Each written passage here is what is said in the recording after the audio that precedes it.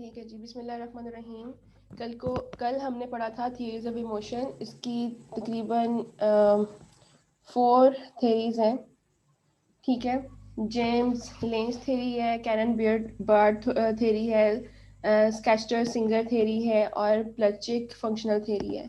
कल हमने James lens theory पढ़ी थी, जिसके मुताबिक हम पहले चीज़ों का सेंस करते हैं, उसके बाद हमारा ब्रेन जो है उस सेंसेशन को इंटरप्रेट करता है और हम एक सर्टेन टाइप ऑफ इमोशंस को फील करते हैं, एक्सपीरियंस करते हैं।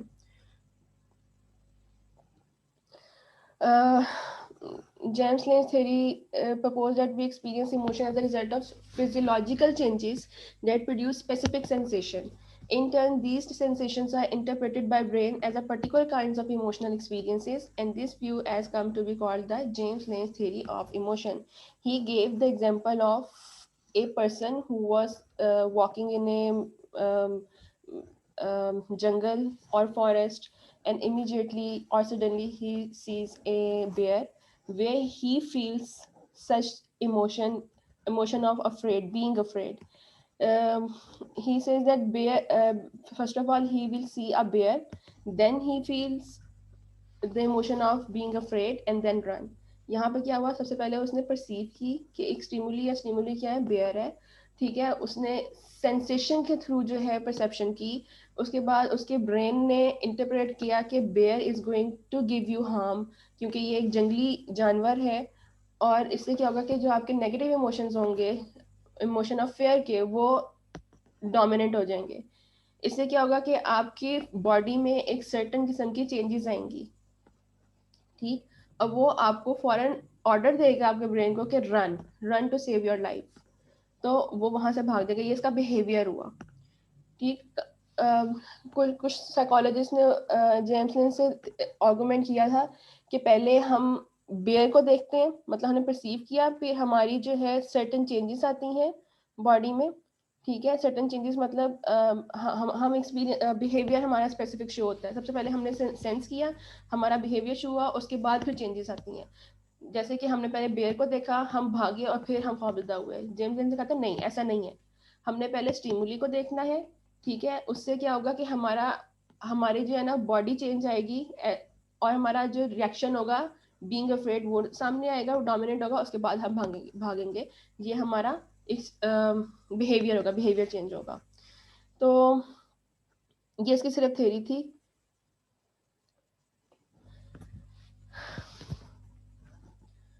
इस पर जो है ना क्रिटिसिज्म हुई थी, इसकी थ्योरी के ऊपर। क्रिटिसिज्म जो है ना, ये आपके सिलेबस में नहीं है। आप करना चाहें, पढ़ना चाहें तो यह पढ़ लें, मैंने ये आपके साथ शेयर कर दी है। ठीक है, क्योंकि मैंने इससे पहले भी आपको थेरीज वगैरह पढ़ाई थी एक दो चीज़ों की, और तो उसमें मैंने क्रिटिसिज्म नहीं करवाया था। तो अगर आप करना चाहते हैं तो ये आप कर लें, it's all up to you. लेकिन जो थेरीज है ना, ये बहुत इंपॉर्टेंट है चारों की चारों पेपर पॉइंट ऑफ व्यू से। आपको डिफरेंस भी आ सकता है कि जेम्स जेम्स थेरी या बाकी जो 3 थेरीज हैं इनमें से कोई एक दे देगा कि इन दोनों में क्या डिफरेंस है। तो आपने वो करना होगा एज अ लॉन्ग क्वेश्चन। तो in short, James and Lynch believed that if physiological changes did not occur, there would no be emotion. Physiological changes क्या हुए, जो ब्रेन ने इंटरप्रेट किया था आपको। ठीक है, तो उसका इमोशनल रिजल्ट क्या आया, फेयर, और फिर बिहेवियरल चेंज आया, run. So they said that emotions result from the perception of bodily changes. Emotion किस वजह से रिजल्ट आती है, रिजल्ट इसका बॉडीली चेंजेस की वजह से। ये आपने यकीनन पढ़ लिया होगा, कल आपने रीडिंग की होगी सेल्फ स्टडी करते वक्त। तो इसमें से कोई क्वेश्चन हो तो आप मुझसे पूछ सकते हैं अभी, इसमें कोई कंफ्यूजन हो तो।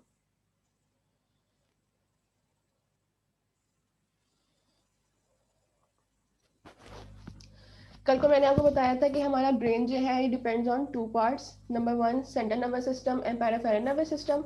सेंट्रल नर्वस सिस्टम में क्या चीज़ आती है, ब्रेन और आपकी जो ये बैकबोन होती है। ठीक, और जो पेरिफेरल नर्वस सिस्टम में 2 चीज़ें आती हैं, somatic nervous system and peripheral nervous system. Somatic nervous system जो है वो आपके फेशियल एक्सप्रेशंस को शो करने में हेल्प देता है। ठीक है, सोमैटिक नर्वस सिस्टम सॉरी, और दूसरा था ऑटोमेटिक नर्वस सिस्टम। पेरिफेरल के अंदर ये दोनों चीज़ें आती हैं। ठीक है, अब जो कैनन बार्ड थ्योरी थी ना, इसने कहा कि ऐसा नहीं है। हमारी बॉडी के अंदर, हमारे ब्रेन में एक पार्ट होता है दैट इज कॉल्ड थैलेमस। अब मसला ये है कि आप लोग पढ़ रहे हैं सोशल साइकोलॉजी और इसके अंदर ब्रेन नहीं है, हमने ब्रेन का टॉपिक नहीं करना। अगर आप चाहेंगे तो मैं वो आपको कवर करवा दूंगी जब हमारे लेक्चर्स कंप्लीट हो जाएंगे, तब मैं ब्रेन का थोड़ा सा हिस्सा जो आपको एक जनरल नॉलेज है वो मैं आपको बता दूंगी, शेयर कर दूंगी। तो यहाँ पे जो इसकी थेरीज है ना, इसमें कैनन बार्ट थेरी है और दूसरा जो है शेस्टर सिंगर थेरी है। इसमें जो है ना, उन्होंने ब्रेन के एनाटॉमी का हवाला देते हुए अपनी थेरीज पेश की थी। ठीक है, इसमें थोड़ा सा ब्रेन का हिस्सा आएगा तो आपने परेशान नहीं होना इस चीज़ से। इसमें एक दो वर्ड्स हैं, उसको आप प्रैक्टिस करें और याद करें, इसका रट्टा लगाएं आप। लेकिन अगर आप कहेंगे तो मैं आपका एनाटॉमी ऑफ ब्रेन जो है वो पढ़ा दूंगी इन डेप्थ। तो कैनन बार्ट थ्योरी ने कहा था कि हमारी ब्रेन में एक पार्ट होता है थैलेमस, वो हमारे ब्रेन को रेक्ट करवाता है। दे सेड, कैनन बार्ट जो थे वो दो साइकोलॉजिस्ट थे, they rejected the theory of James length theory के। सबसे पहले जेम्स लेंज ने क्या कहा था कि सबसे पहले हम चीज़ों को परसीव करते हैं, ठीक है, फिर हमारी इमोशनल चेंजेस आती हैं, उसके बाद हमारा बिहेवियर चेंज आता है। कैनन बार्ट थ्योरी ने कहा था नहीं, ऐसा नहीं होता। They both propose that the when we perceive an environmental stimulus, environmental stimulus यहाँ क्या था, बेयर था। एनवायरमेंटल स्टिमुलस जो आपके एनवायरमेंट में कोई चीज़ होती है जिसकी वजह से आप चीज़ें परसीव करते हैं और उससे आपके इमोशनल एंड बिहेवियर चेंजेस आती हैं। उसने कहा था कि जो हमारे हम परसीव करते हैं एनवायरमेंटल स्टिमुलस से, तो यहाँ पे जो रिएक्शन करवाने में हेल्प दे रहा है वो हमारा थैलेमस होता है। According to their theory, the thalamus sends impulses to cortex of brain. आपने चीज़ों को परसीव किया, आपके ब्रेन के जो न्यूरॉन्स थे वो हरकत में आए, उन्होंने यहाँ से सिग्नल्स भेजे, सिग्नल्स को कहते हैं impulses, brain cortex of brain में। तो जहाँ पे ब्रेन ने कंट्रोल किया सिंपैथेटिक नर्वस सिस्टम को। सिंपैथेटिक नर्वस सिस्टम वो होता है जो आपकी वॉलंटरी जो मूवमेंट होती है ना, उसको कंट्रोल करता है in it general physiological arousal, जिसकी वजह से आपको अराउजल होता है। अराउजल यहाँ पर क्या चीज़ आई है, आपके इमोशनल बिहेवियर चेंजेस जो आएंगी। इमोशनल मतलब मैंने आपको कल एग्जांपल दी थी कि आप खुश होंगे तो, या किसी को गुस्सा आता है बहुत ज़्यादा तो उसका मुंह लाल हो जाता है, आपकी हार्ट बीट तेज हो जाती है, एक्सट्रीम कंडीशन में मुंह से झाग भी निकलने लग जाता है। तो ये सारी कंडीशन जो रिस्पॉन्सिबल होती है वो सिंपैथेटिक नर्वस सिस्टम के थ्रू होती है, which gives a physiological arousal. ये फिजियोलॉजिकल अराउजल है ना कि हार्ट बीट तेज हो गई और गुस्सा आता है तो आपकी जो आंखें होती है ना ये भी लाल हो जाती हैं। आपके बिहेवियरल चेंजेस में क्या आता है, रोना आ जाता है, आपका दिल धड़कने लग जाता है, आपको सफोकेशन होने लगती है कि सांस तेज हो जाता है किसी लोगों का। तो ये सारे बिहेवियरल या फिजियोलॉजिकल अराउजल होता है। आपने एक नीचे चार्ट बनाए, लिखे। सबसे पहले कैनन बार्ड ने कहा था कि थैलेमस जो है वो रिएक्ट करता है। लिखें थैलेमस, मतलब ये समरी है जो आपको कैनन बार्ड थ्योरी को याद करने में हेल्प देगी। थैलेमस, थैलेमस के बाद एरो बना के लिखें कॉर्टेक्स ऑफ ब्रेन। ये सिग्नल भेजेंगे कॉर्टेक्स ऑफ ब्रेन पर। कॉर्टेक्स स्पेलिंग क्या होते हैं, CORTEX, cortex of brain. Thalamus, thalamus से जो न्यूरल मैसेजेस गया वो कॉर्टेक्स ऑफ ब्रेन तक गया और cortex of brain sympathetic nervous system को एक्टिवेट करेगा to give the arousal in physiological change. लिख लिया यहाँ तक सबने? तीन चीजें हैं, थैलेमस, थैलेमस से कॉर्टेक्स ऑफ ब्रेन में गया, cortex of brain will give the message to the sympathetic nervous system, sympathetic nervous system will give arousal in physiological changes और give physiological arouse in give arouse in physiological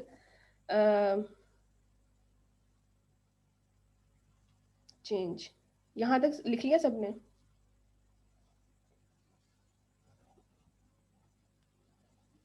Therefore they said, Canon Barthes said that the emotional feelings and physiological arousal occur at the same time।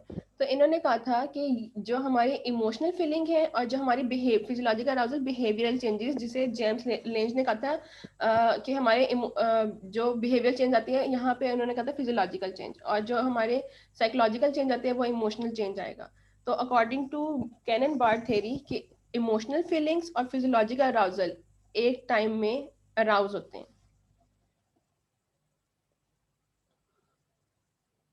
उन्होंने कहा था कि जब भी कोई भी subject है वो स्टिमुलस को परसीव करता है, thalamus is the initial site of the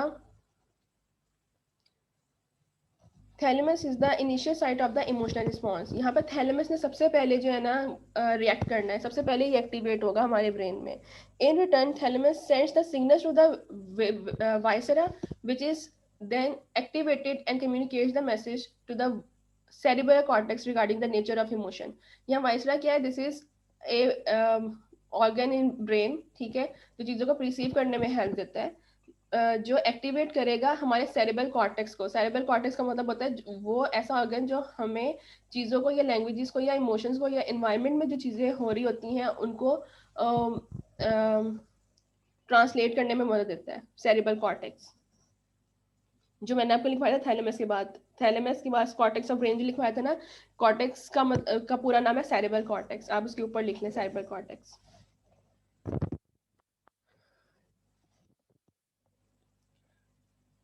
Hence, it is not necessary for different emotions to have unique physiological pattern associated with them।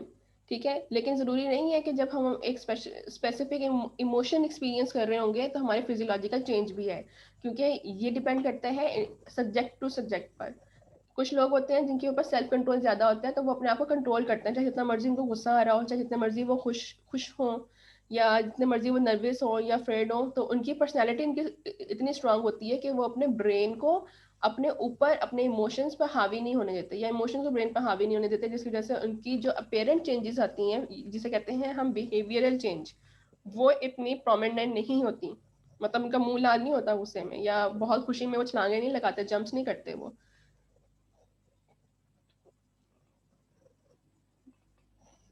Cannon board की जो थ्योरी थी, इसको कुछ साइकोलॉजिस्ट ने रिजेक्ट कर दिया था। उन्होंने कहा था कि सबसे पहले तो इनका इनका कॉन्सेप्ट ही गलत है, कैनन बार्ड का।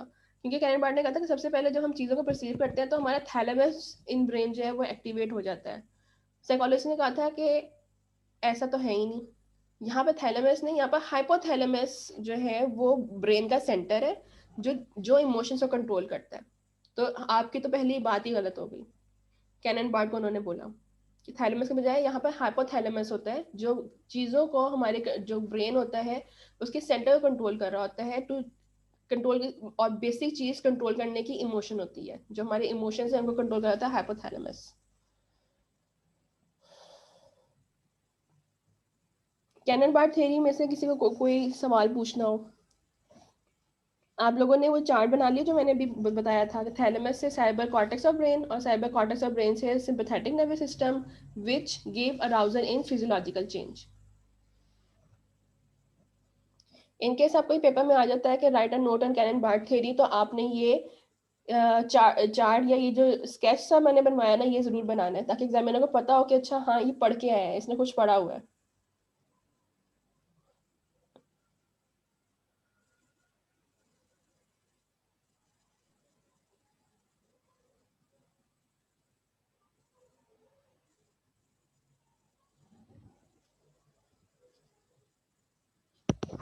यहाँ तक कोई क्वेश्चन हो तो मुझसे पूछ सकते हैं आप लोग।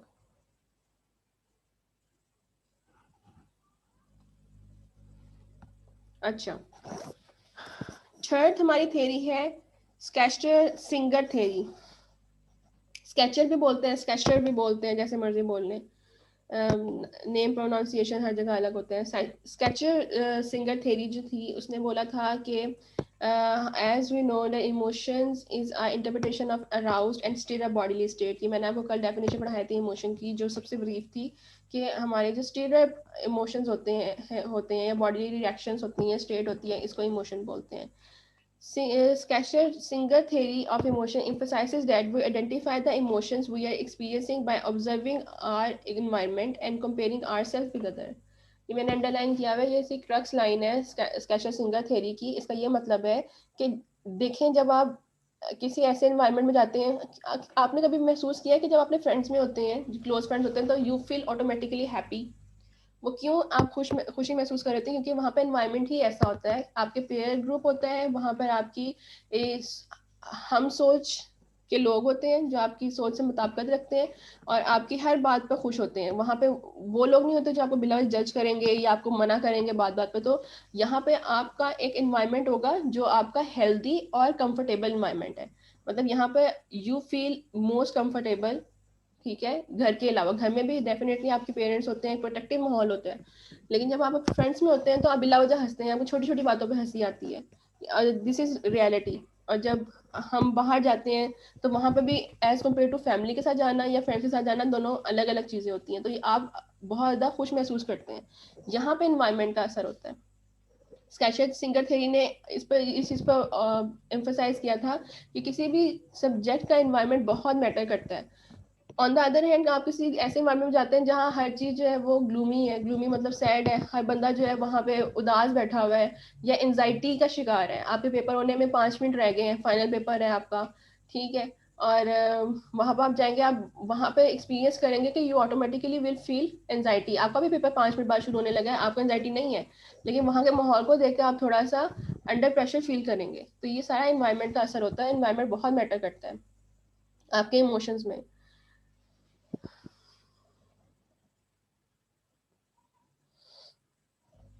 In other words, given a state of arousal or experience, the emotion that seems appropriate to the situation in which we find ourselves. अच्छा, अब ये जो स्केचर सिंगर थ्योरी थी ना, इन्होंने एक क्लासिकल एक्सपेरिमेंट किया। इन्होंने क्या किया कि इन्होंने 2 ग्रुप लिए लोगों के, ठीक है, उसमें एक ग्रुप को, दोनों ग्रुप्स को उसने ड्रग दी विटामिन की, जिसे सोप्रोक्सिन बोलते हैं। सोप्रोक्सिन का काम क्या होता है कि वो आपके जो फिजियोलॉजिकल अराउजल होता है ना, इसको बूस्ट अप करता है, इसको इंक्रीज करता है। अब ये गौर से सुनना है आपने। सोप्रोक्सिन का इंजेक्शन लगाया, ठीक है, इससे क्या हुआ कि आपके जो फिजियोलॉजिकल अराउजल है ना, ये बूस्ट अप हो गया। फिजियोलॉजिकल अराउजल का मतलब क्या है, एकदम से आपका मुंह लाल हो जाएगा ये लगते ही, मतलब ये कोई हार्मफुल नहीं है, इससे बल्कि आपके ना जो फिजिकल चेंजेस होती हैं वो बहुत प्रोमिनेंट हो जाती हैं।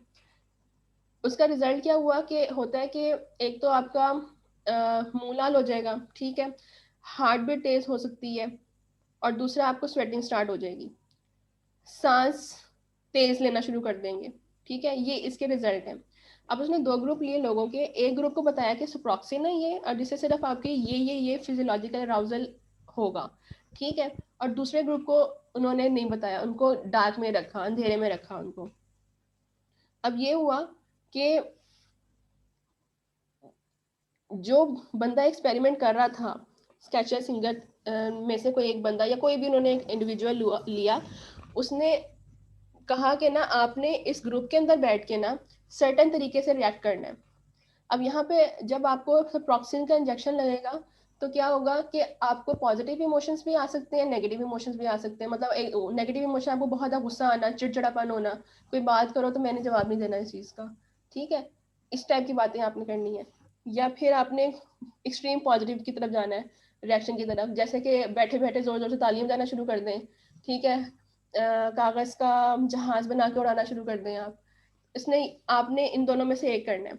अब वो जो इंडिविजुअल था जो ये सारा एक्सपेरिमेंट कंडक्ट करवा रहा था, वो इन 2 ग्रुप्स के अंदर जाके बैठा, और उसने क्या किया कि उसने सबसे पहले जो है ना वो गुस्सा करना शुरू कर दिया। अब यहाँ पे 2 ग्रुप बैठे हुए थे उसके सामने, वो इस चीज को ऑब्जर्व कर रहे थे कि ये हम हमारे के अंदर का ही बंदा है, और इसका ये रिएक्शन हो रहा है इंजेक्शन लगाने के बाद, सिप्रोक्सिन का जो इंजेक्शन लगाया।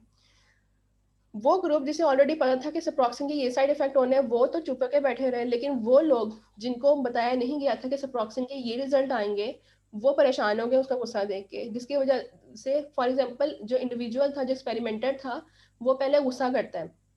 तो वो ग्रुप जिसको नहीं पता था इस चीज के बारे में कि सिप्रोक्सिन का क्या साइड इफेक्ट होंगे, उनके ऊपर भी वो खास एक्सपेरिमेंट का असर होने लगा, उसके रिएक्शन का असर होने लगा, कि उन्हें भी गुस्सा आने लगा, उन्हें फिजियोलॉजिकल चेंजेस, क्योंकि एकदम हार्ट बीट जब आपकी तेज हुई और उन्होंने एक दूसरे का मुंह देखा कि हमारे मुंह लाल हो रहे हैं और हमारी आंखें भी लाल हो रही हैं, और हमें ब्रेथिंग प्रॉब्लम भी हो रही है, प्रॉब्लम मतलब सांस तेज तेज ले रहे हैं वो। तो इसका उनके इमोशंस पर असर हुआ कि ये हमें कोई बहुत स्ट्रॉन्ग किस्म की ड्रग दे दी गई है जिसकी वजह से हमारे ये हालात हो रहे हैं। जो दूसरे लोग थे जिनको पता था कि सिप्रोक्सिन का कोई खास नेगेटिव असर नहीं होगा, बल्कि ये विटामिन है जिसके टाइमली ये इफेक्ट होते हैं, वो खामोशी से बैठे रहे। कुछ देर बाद जो एक्सपेरिमेंटर था वो चुप के बैठा, और उसने अपना इमोशन चेंज किए नेगेटिव से पॉजिटिव की तरफ। जैसे एकदम बैठे बैठे उसने तालियां जानी शुरू कर दी, उसने जो है ना वो जंप्स करना शुरू कर दिया। अगेन जो 2 ग्रुप्स थे उनमें से जिन लोगों को नहीं बताया गया था इसके रिजल्ट के बारे में, उनके भी एकदम नेगेटिव से पॉजिटिव इमोशन हो गए, और उन्होंने क्या किया, वो भी एकदम खुश हो गए कि अच्छा अगर ये खुश है या इसका ये रिएक्शन हो रहा है तो हमने भी इस तरह स्पेसिफिक तरीके से रिएक्ट करना है, और ये बिल्कुल नेचुरल था, उन लोगों को नहीं बताया गया था। जबकि वो लोग जिनको इस चीज़ के बारे में पता था, वो अगेन उन्होंने कोई रिएक्ट नहीं किया, क्योंकि उनको पता था कि ये सारी चीज़ें जो है ना ये प्री प्लान्ड हो रही हैं। तो वो चुप करके बैठे रहे, बस they were having the symptoms of that suproxin injection. Symptoms कौन से थे कि रेडनिंग ऑफ फेस और higher heart beat and respiration rate, उनको पता था। तो यहाँ पे उनका जो रिजल्ट आया कि आपके एनवायरनमेंट का आपके ऊपर बहुत ज़्यादा असर होता है, आपके इमोशन पर और आपकी साइकी के ऊपर।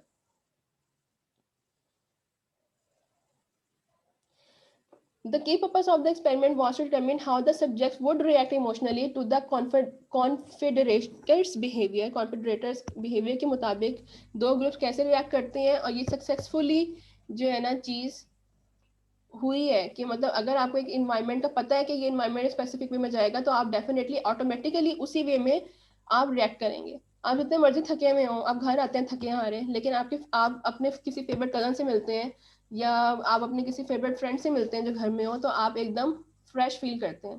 ठीक है। तो उनसे पूछा गया कि how did you feel during experiment. तो जिन लोगों को नहीं बताया गया था सप्रोक्सिन के इंजेक्शन के रिजल्ट के बारे में, उन्होंने अपने साफ साफ इमोशन बताया कि पहले तो हमारा रोने को दिल किया, या हमें बहुत गुस्सा आया, ठीक है, और हमारा दिल नहीं कर रहा था हम यहाँ बैठे, लेकिन कुछ देर बाद जो है हमारा जो है हम हमें खुशी महसूस होने लगी, पॉजिटिव इमोशंस आ गए। असल में they were actually feeling the result of that suproxin injection, बल्कि वो जो कॉन्फिडरेटर था उनके सामने बैठा हुआ, वो उस चीज को भी परसीव कर रहे थे, उसके इमोशंस को भी परसीव कर रहे थे।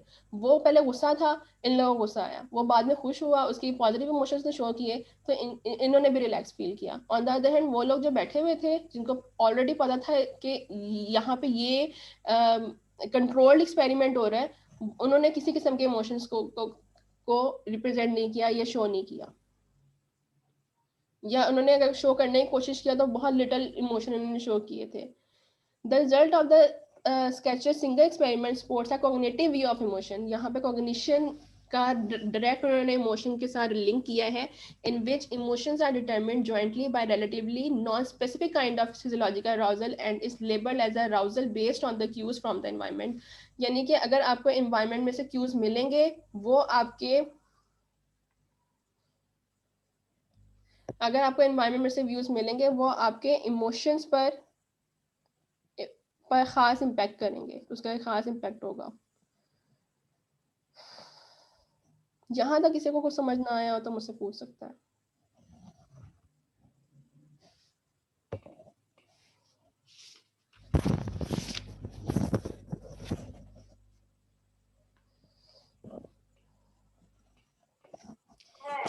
फोर्थ और लास्ट हमारे पास थ्योरी आती है दैट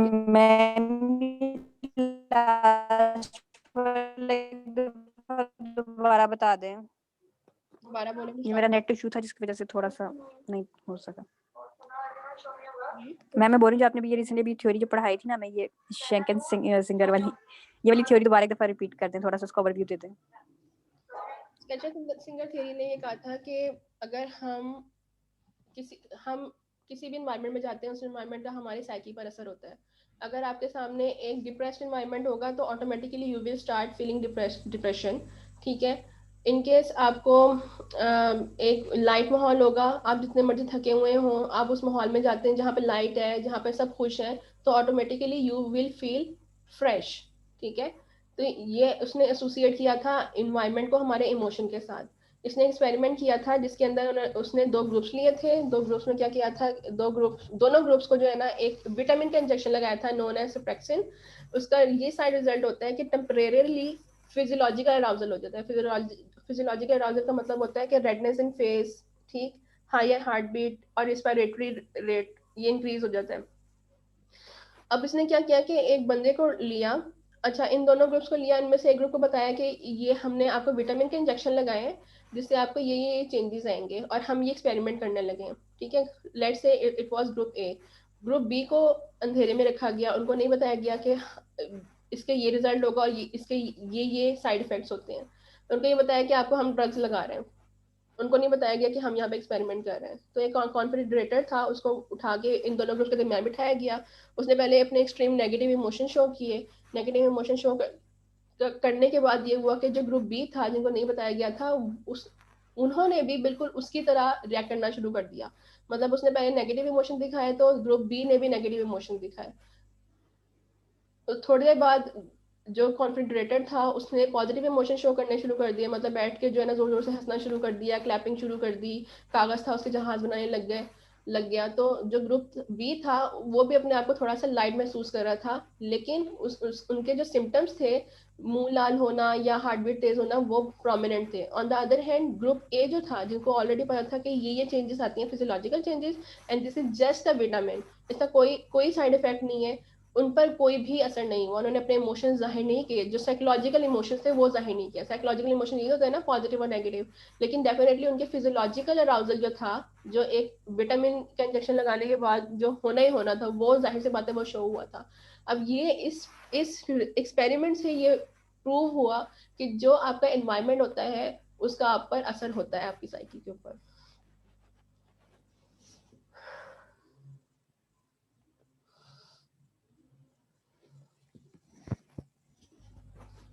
इसके बाद fourth and last theory is Plutchik functional theory. Okay ma'am, thank you.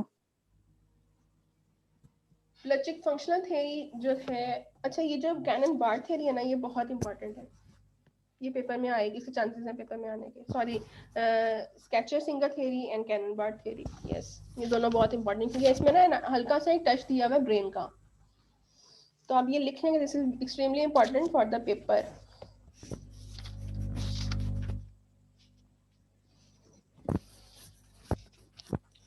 Plutchik functional theory थी,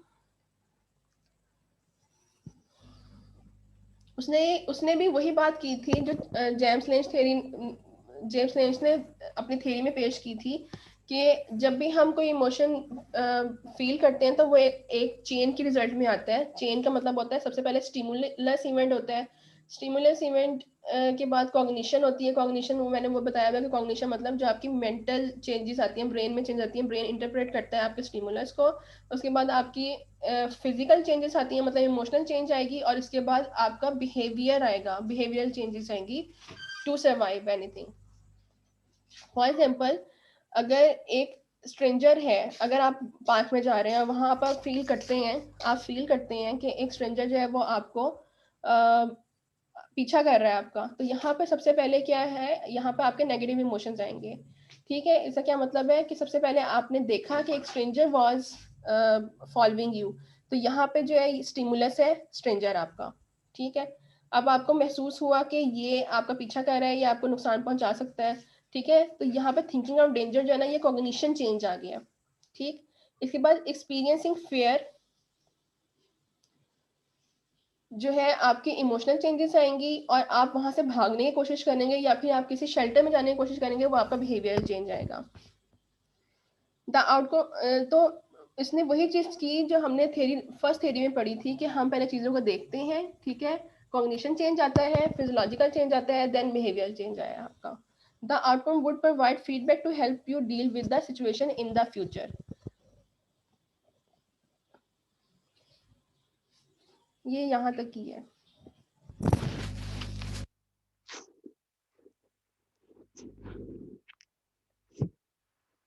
इसके बाद है Richard Lazarus theory. Richard Lazarus theory ने प्रपोज किया था,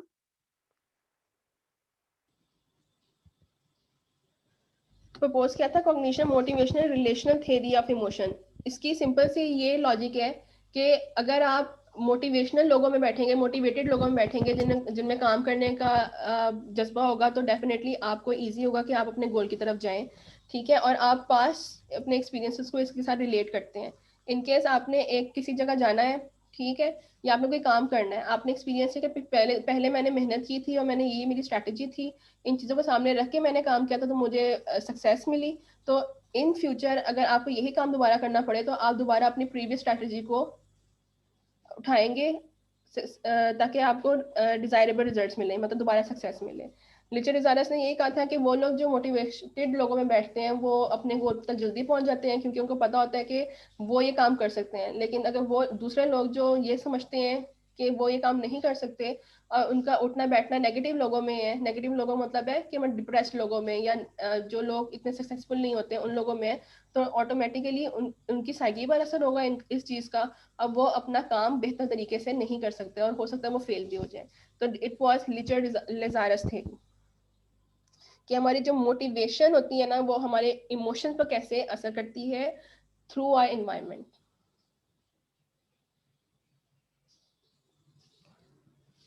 इसके बाद ये उन्होंने लिखा है summing up the theories of emotions, ये से एक दफा पढ़ लें, ये सारी समरी लिखी हुई है जो 4-5 मैंने थेरीज पढ़ाई हैं आपको। जहां तक कोई क्वेश्चन हो तो मुझसे पूछ लें।